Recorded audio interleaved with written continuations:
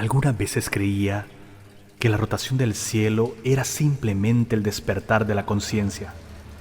Y sin embargo, bastó recordar que Jochito no tuvo tiempo de pensarlo al estrellarse de las sillas en la pared.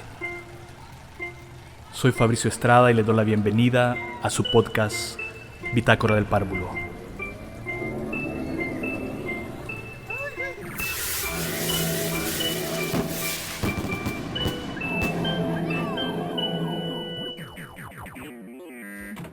Henry Kamen, enorme historiador, en su libro Imperio, la forja de España como potencia mundial, nos habla de un contexto acerca de esta ferocidad española. Pues los tercios estaban presentes en Europa con toda su fuerza y su maquinaria de guerra inusitada, pues para la época se habían convertido en los marines de su momento, altamente especializados. Tenían presencia en Flandes, en Italia, en todo. E incluso en 1530 llegan a la Viena en su defensa contra el turco otomano. Este punto del turco otomano, del imperio otomano, es vital para entender esa ferocidad y esa sensación de destino manifiesto que impregnó toda la corte española. ¿Por qué? 1453 ha caído Constantinopla y todos sus grandes sabios huyen hacia Occidente, se asilan en Génova, en Florencia, en Roma, y son los precursores del humanismo que se conociera poco a poco hasta llegar a la Ilustración y antes el Renacimiento, por supuesto. ¿Cuánto duró forjar ese humanismo? Pues muchísimos años. Para darles un caso, en Europa no se dieron cuenta de la conquista de un nuevo mundo, sino 30 años después.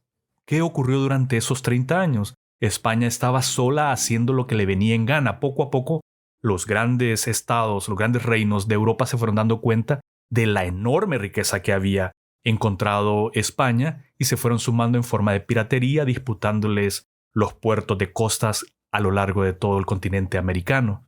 Sin embargo, durante 30 años, España estuvo prácticamente a oscuras, con las excepciones de los testigos directos como Bartolomé de las Casas, que empezaron a señalar la gravísima situación en que estaban incurriendo los conquistadores, lejos de toda mirada mínima del humanismo europeo que se estaba asentando o se estaba acrisolando. Ante esta ausencia de testimonios mayores, que los mismos españoles llamaban incordio, que Bartolomé de las Casas estuviera acusándolos de algo que sentían por derecho propio realizar, pues se inició la gran maquinaria que la profesora Lidia Marte aquí en la Universidad de Puerto Rico nos decía que realmente el primer gran genocidio fascista nació en América. La gran matanza masiva y la esclavización de miles, centenas de miles de seres humanos y la traída, por supuesto, de los miles y miles de esclavos desde África. Henry Kamen, por ejemplo, dice un dato interesantísimo. Dice que cuando los españoles se establecieron en Panamá y luego a partir de 1530 ampliaron sus intereses a Perú, necesitaron desesperadamente la ayuda de la fuerza de trabajo nativa. A consecuencia de ello, la costa del Pacífico de Nicaragua se convirtió en uno de los mayores centros de comercio de esclavos. Según algunas estimaciones, en la década 1532-1542, cuando la demanda de esclavos fue mayor, 200,000 nativos fueron capturados en esta costa y embarcados como esclavos. Ya en 1535, un funcionario informaba de que se había dispuesto de 1/3 de la población de Nicaragua con el propósito de esclavizarla. Tengan idea de ese nivel. Por ejemplo, cuando Pedro de Alvarado llega, con su hermano también, a Guatemala, encuentra una población que en densidad demográfica era incluso superior en muchos aspectos a la mexicana. Eso se alargaba hasta el Valle de Naco en Honduras. El Valle de Naco fue arrasado completamente y ese era un valle totalmente saturado de población. Digamos que tenía una enorme población y fue totalmente esclavizada, descuartizada.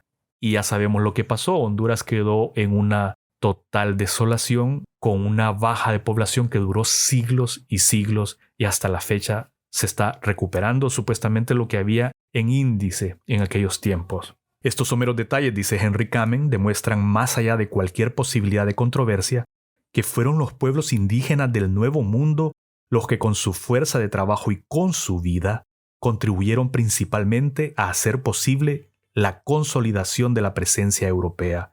El indudable heroísmo de los conquistadores palidece hasta la insignificancia ante el involuntario heroísmo de los nativos americanos que a cientos de miles participaron en el nuevo orden de cosas e intentaron sobrevivir a él. Continúa Henry Kamen y con esto finalizo. Dice, pocas cuestiones históricas han provocado tanta discusión como el impacto de la presencia europea en la demografía del Nuevo Mundo. Bartolomé de las Casas inició el debate ofreciendo en sus polémicos escritos el espectáculo de una población nativa que fue virtualmente exterminada. Según sus cálculos, 20 millones de indígenas perdieron la vida por la crueldad de los españoles. No puede existir ninguna duda en cuanto al desastre que tuvo lugar. En los 30 años transcurridos desde la llegada de Colón, la población indígena de algunas partes del Caribe y del continente se extinguió por completo. Como las Casas, muchos comentaristas posteriores culpaban de lo ocurrido a la crueldad de los europeos. Un jurista, Tomás López Medel, enviado en 1542 a Guatemala para que valorase la necesidad de las leyes nuevas que acababan de ser promulgadas, llegó a una conclusión que puede ser exagerada en sus cálculos, pero que estaba inspirada en los hechos tal como los había observado.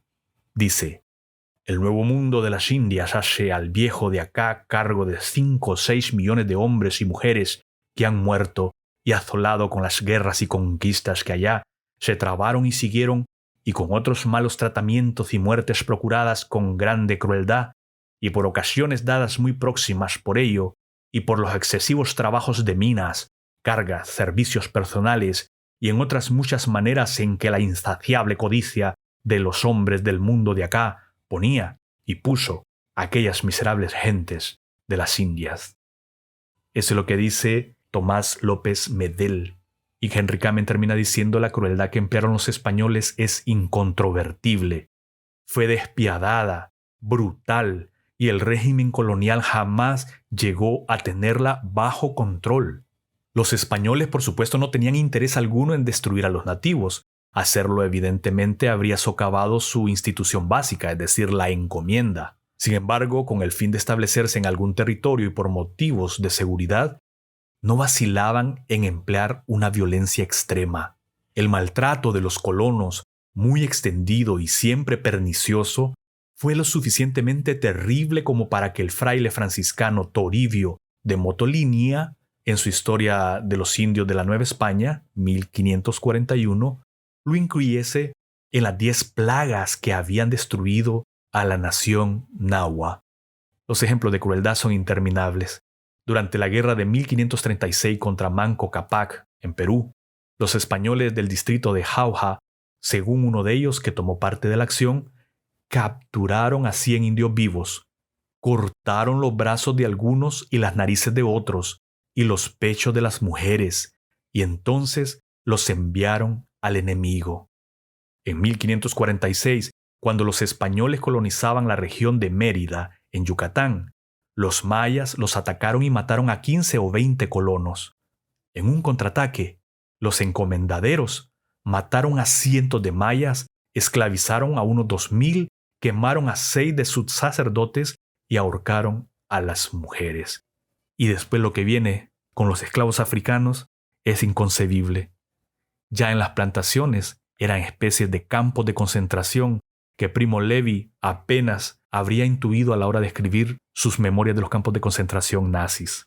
Es decir, Ayuso, la presidenta de la Comunidad de Madrid, diciendo que el indigenismo es el nuevo comunismo, pues entonces, si nos vamos en esa línea, pues entonces el españolismo exacerbado que ella promociona es el nuevo neofascismo, de lo que ya el fascismo de la Edad Media que inauguraron los españoles en América y los ingleses y los portugueses, ahora retorna con una fuerza cínica descomunal.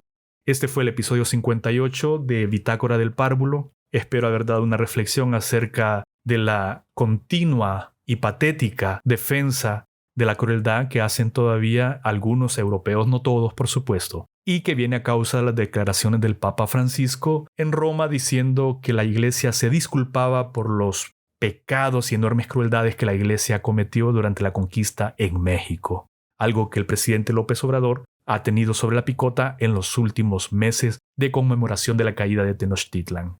Usted ha escuchado Bitácora del Párvulo y ha sido su memoria la que ha puesto la música. Soy Fabricio Estrada, transmitiendo desde Vega Baja, Puerto Rico, desde el mismo corazón de Honduras.